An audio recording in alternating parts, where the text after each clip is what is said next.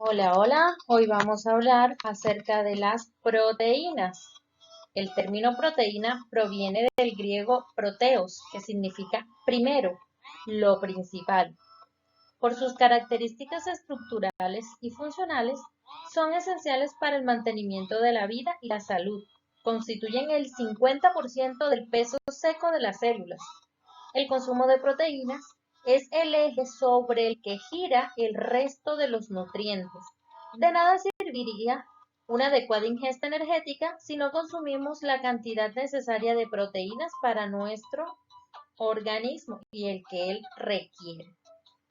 Bien, las proteínas de forma química constituidas de la siguiente manera. Ellas se pueden denominar como macromoléculas formadas por cadenas lineales de aminoácidos. Las proteínas están formadas por aminoácidos y esta secuencia está determinada por la secuencia de nucleótidos de su gen correspondiente, llamados genes estructurales. La información genética determina qué proteínas tiene una célula, un tejido y un organismo. Las proteínas están constituidas por carbono, hidrógeno y oxígeno, y a diferencia de los lípidos y carbohidratos, también contiene nitrógeno. Muy bien. En una sola célula existen millares de proteínas con estructuras y funciones diferentes, pero todas ellas están integradas por una serie de unidades básicas llamadas aminoácidos. Es decir, que su constitución generalmente está desarrollada a partir de los aminoácidos, los cuales están unidos entre sí por enlaces covalentes. A estos enlaces se les llama enlaces peptídicos. Cuando una molécula tiene entre 2 y 20 aminoácidos, hablamos de oligopéptidos, de polipéptidos entre 20 y 50, y de proteína si el número de aminoácidos que compone esa célula es mayor a 50. Hasta el momento se han descubierto 20 aminoácidos proteicos, todos ellos aminoácidos, es decir, que poseen un grupo carboxilo y un grupo amino.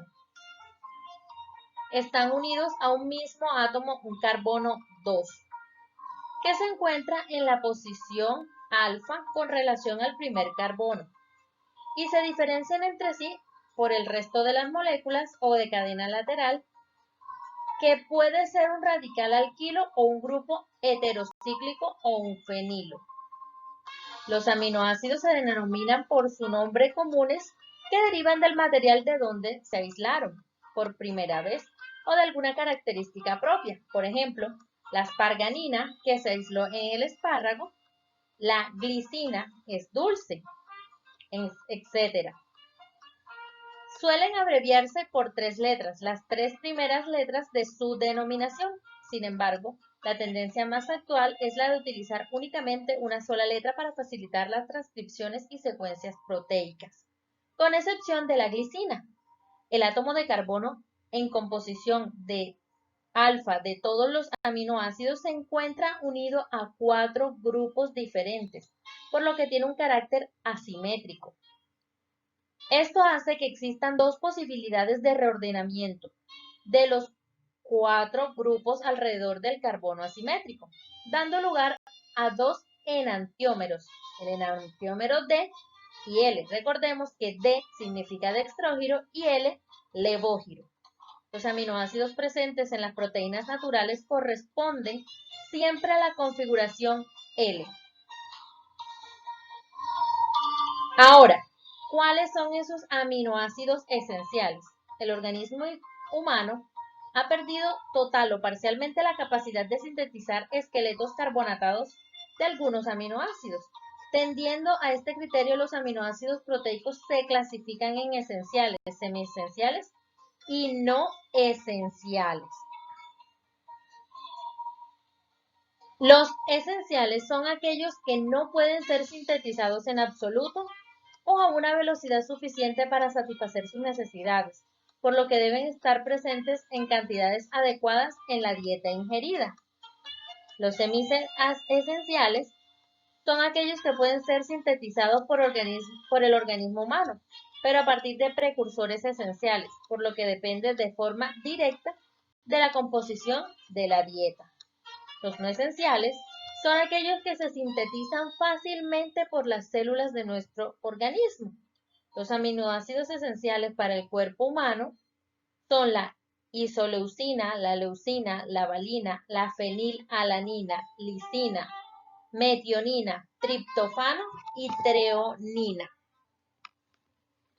Son semiesenciales la cisteína, que se sintetiza a partir de la metionina, y la tirosina, cuyo precursor es la fenilalanina.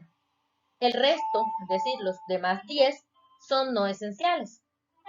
También es el concepto clínico de aminoácidos o condiciones esenciales, que son aquellos aminoácidos que se convierten en esenciales en determinadas circunstancias fisiológicas. Por ejemplo, la taurina, que ni siquiera es un aminoácido proteico, pero es esencial a un recién nacido, o la histidina, que es de los enfermos con patología renal crónica.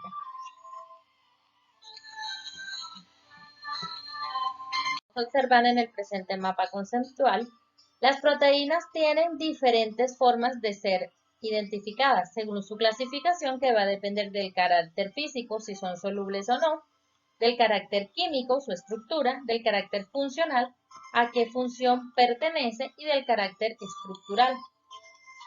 Entonces, las propiedades que las proteínas poseen son de precipitación selectiva, capacidad amortiguadora o propiedades osmóticas.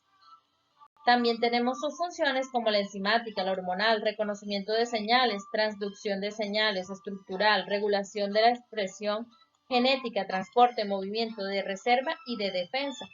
Y también tenemos de estructura. Pero bioquímicamente, los prótidos o proteínas son biopolímeros formados por un gran número de unidades estructurales, como ya les mencioné, denominadas aminoácidos, unidas por enlaces peptídicos. Los aminoácidos que se incorporan en la traducción de los estereoisómeros a L-alfa aminoácidos, en su mayoría son estudiados por las proteínas. Como ya les mencioné, están categorizados alrededor de 20. Pero bien, las propiedades físico-químicas que tienen las proteínas es que estas se pueden clasificar como simples. Entre ellas tenemos los holoproteídos, formadas solo por aminoácidos o sus derivados, o proteínas conjugadas, que son los heteroproteídos, formadas por aminoácidos acompañados de sustancias diversas, y proteínas derivadas de sustancias por desnaturalización y desdoblamiento de los anteriores. Ahora, las funciones que tienen las proteínas. Las proteínas realizan funciones elementales para la vida celular, pero hay proteínas que tienen más de una actividad. Entre esas tenemos las que hacen la reacción de catálisis, que son las enzimas proteicas, o sea, la función enzimática, que se encargan de realizar reacciones químicas de una manera más rápida y eficiente, procesos que resultan de suma importancia para el organismo. Por ejemplo, la pepsina. Esta enzima se encuentra en el sistema digestivo y se encarga de degradar los alimentos. También tenemos una función reguladora. Las hormonas proteicas ayudan a mantener la homeostasis en el cuerpo, tal como es el caso de la insulina, que se encarga de regular la glucosa que se encuentra en la sangre. Una función estructural, como muchas proteínas, determinan la forma y el soporte de las células y los tejidos, ya que forman cables y rieles para dirigir el movimiento y se forman por el ensamble de subunidades. Este es el caso de la tubulina, que se encuentra en el citoesqueleto. También otras proteínas tienen función de dar resistencia y elasticidad que permite formar tejidos, así como la de dar soporte a otras estructuras. Por ejemplo, la colágena es el principal componente de la matriz extracelular del tejido conectivo. También tenemos funciones de defensa, que son las encargadas de defender el organismo, como las inmunoglobulinas, que son glicoproteínas que defienden el organismo contra cuerpos extraños.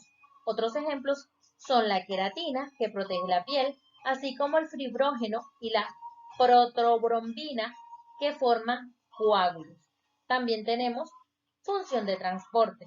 Estas proteínas se encargan de llevar a través del organismo a donde sean requeridas. Por ejemplo, la hemoglobina lleva oxígeno por medio de la sangre. Otras proteínas permiten o impulsan el paso de solutos a través de las membranas celulares. En esta segunda categoría se encuentran los translocadores permeasas, los canales iónicos y los poros membranales. Función receptora. Este tipo de proteínas se encuentran en la membrana celular y llevan a cabo la función de recibir señales para las células, para que las células puedan tener una función. Es el caso del receptor acetilcolina, que recibe señales para producir la contracción muscular. Las proteínas motoras son aquellas que actúan como motores de escala nanométrica que mueven los otros componentes celulares. Por ejemplo, en las fibras musculares, la actina, que compone microfilamentos de las células, y la miosina, que activa el movimiento durante la contracción muscular. También tenemos funciones de reserva y almacenamiento, que son materia prima como fuente de carbono y de energía química en diferentes organismos. Por ejemplo, la ovoalbúmina en el huevo, la caseína de la leche, la ferritina, forma parte hueca donde se almacena el hierro. Prácticamente todos los procesos biológicos dependen de la presencia de actividad de algunos de estos tipos de moléculas.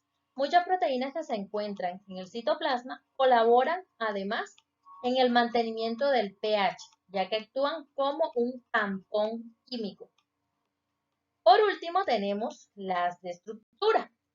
¿Cómo hacen las proteínas como estructura? Esta es la manera en que se organizan las proteínas para adquirir cierta forma. Presentan una disposición característica en condiciones fisiológicas, pero si se cambian estas condiciones como son la temperatura o el pH, pierde conformación y su función y proceso denominado será la desnaturalización. La función depende de la conformación y esta viene determinada por la secuencia de aminoácidos en un medio determinado. Una hipótesis que se propone es que solamente una conformación es funcional termodinámicamente. De esta manera, la organización que tiene cada proteína la definirá sus propiedades biológicas, tales como las inmunológicas, las enzimáticas o las hormonales. Si ocurre una modificación o pérdida de esta formación nativa, sucederán cambios en su entorno. Entonces, las estructuras de las proteínas se pueden clasificar como primarias, secundarias, terciarias o cuaternarias. Aquí podemos observar que la estructura general de una proteína nace a partir de que en el carbono alfa, el carbono secundario, está unido un radical, un hidrógeno, un grupo amino y un grupo carboxilo. Las cadenas, como les acabo de mencionar, primaria, secundaria, terciaria o cuaternaria, van a depender de lo siguiente. En las primarias es la secuencia de aminoácidos de una cadena polipeptídica. Las secundarias son patrones locales de desplegamiento que presentan ciertas secuencias de la proteína. La estructura terciaria es la conformación plegada tridimensional en una cadena polipeptídica. Ahí podemos observarla. La estructura cuaternaria es la organización de una proteína oligomérica o ensamble de proteínas. ¿Qué quiere decir en todo esto? Si pueden observar aquí el cuadro de todas las aminoácidos presentes en las proteínas, podemos darnos cuenta que sus estructuras van a ir de acuerdo a la función que éstas vayan a desempeñar. Bien, chicos, entonces en clase vamos a terminar la explicación de lo que es cada uno de estos aminoácidos y cómo la podemos determinar. Cuídense mucho, nos vemos en clase. Chao, chao.